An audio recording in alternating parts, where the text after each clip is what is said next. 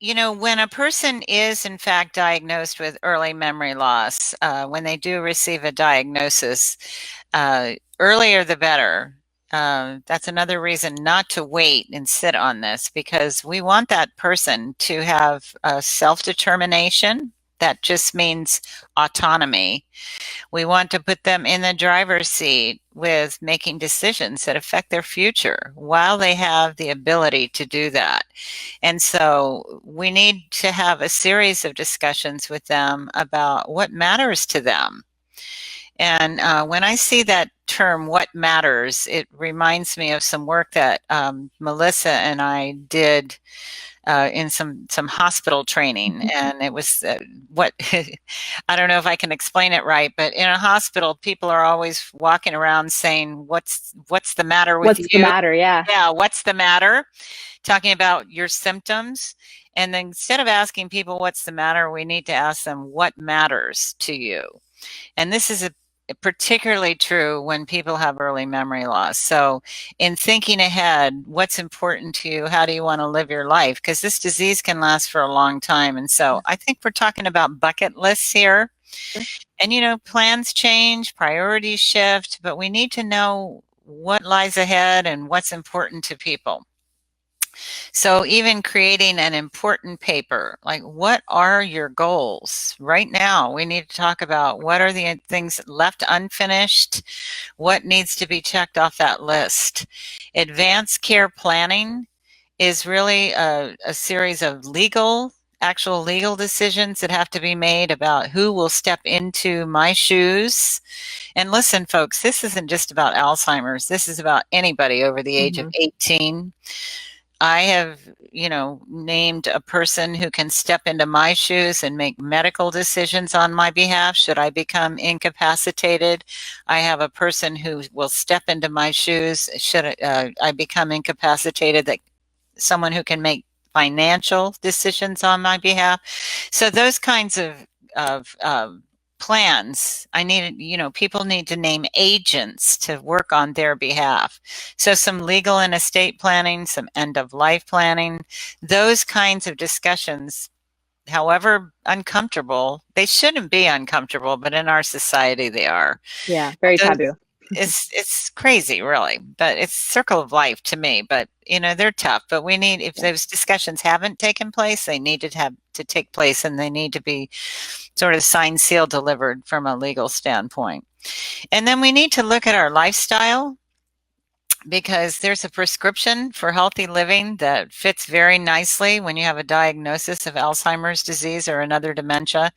There are some healthy strategies that can help improve quality of life and that I believe can help with people's functioning. And, sometimes people just need to make some small changes in their diet and their lifestyle, exercising, cognitive stimulation, sleep, stress reduction, etc. And even just making some small changes can make a big difference later on. So Absolutely. that kind of planning needs to take place. And I think it's very important, not only for the person with the illness. And hey, if they're resistant, then let's look at it's equally important for the care partner. Right. So Yeah. equally Could important. be something that is done together. It Hey, I has want to think to, about what's important to me as, we get older. I want to yeah, think about what would happen if something happened to me. Let's do this that's together. right. We do not want the care partner getting lost in all this in the No. caregiving. We want to help them keep their sanity as well. So, Yes. So I rarely let a class go by without some sort of quote from a person with dementia, because I think it's so important to, and their voices aren't often heard, to understand a little bit about what their experience is, especially in the early memory loss stages. And we have a real, I think our perception, our societal perception of dementia is extremely negative, and it is sad. It's the truth. I mean, I've lived through it.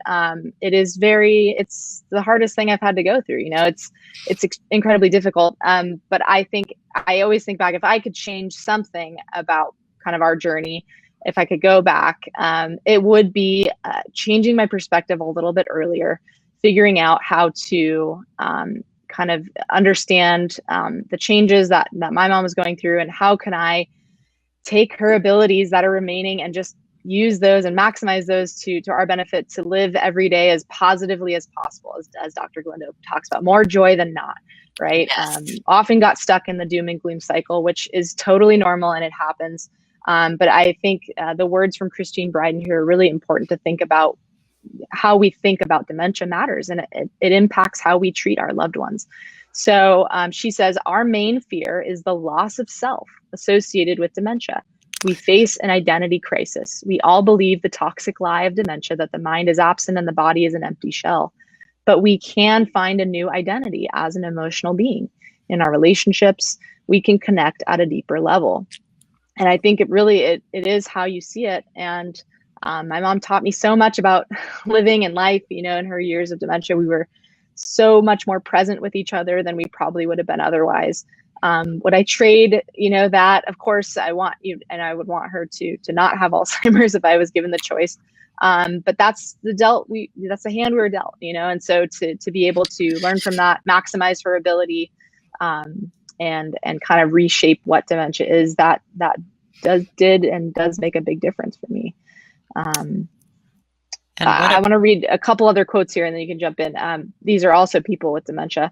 A man named Richard Taylor, he was a physician actually. He said, I just want others to try to figure me out, to understand me, to love me as I love them. This other person says, I've heard people say, you don't look like you've got dementia. Fancy that. How are we supposed to look? And that's a big thing too, right? We can't always tell.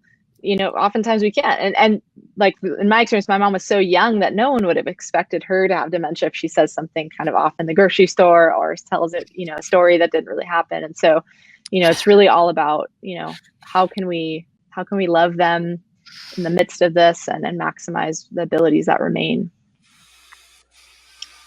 Anything you want to add, Kim, on that? Oh, I just want to add that you are such a beautiful caregiver, Melissa. Your mother is just really blessed by you, and your whole family. But I was just thinking about this quote of Christine Bryden, is it? It actually reminds me of a quote by one of your other heroes, Dr. Power. That's right. You got me hooked on him. I was reading some of his things over the weekend, and there's a simple quote. He says, we need to change our minds about people whose minds have changed. I love that quote. Yes. It's so simple, but so true. It's really about just our expectations and stepping into their reality and accepting that they can't change, and we have to change. We have to change.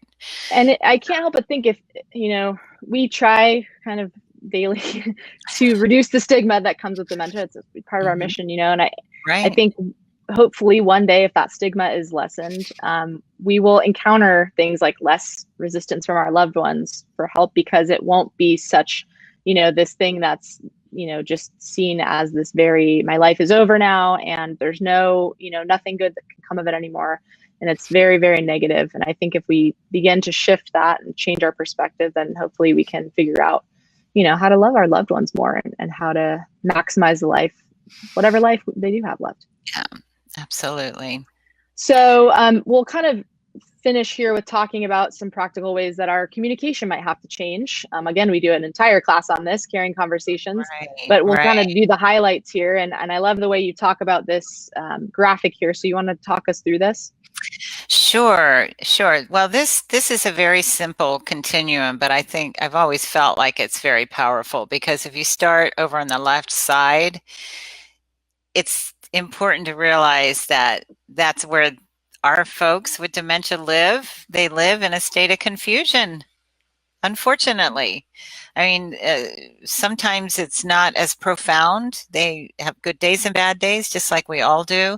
But if you put yourselves in their shoes, if you lived in a state of constant confusion, you, of course, would start to feel very uncomfortable.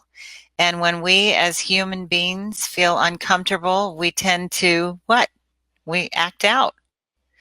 And so, we sort of see this shift all the time with our loved ones, where they get confused, they start to get upset and agitated, and then it can go into this expression of distress, which we used to call behaviors, but we try not to use that word anymore because it implies that they're being bad, and we know that this is beyond their control, so we don't use a punitive word like behavior. However, this cycle has to stop, right? Yeah. Because we know in dementia care that it can repeat all day, every day.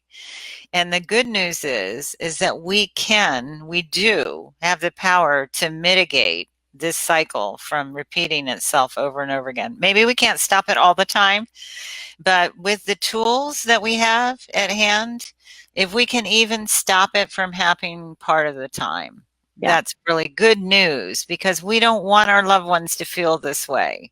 We really don't. Absolutely. But we do have the power to do better. And sometimes unfortunately, it's about us and our approach.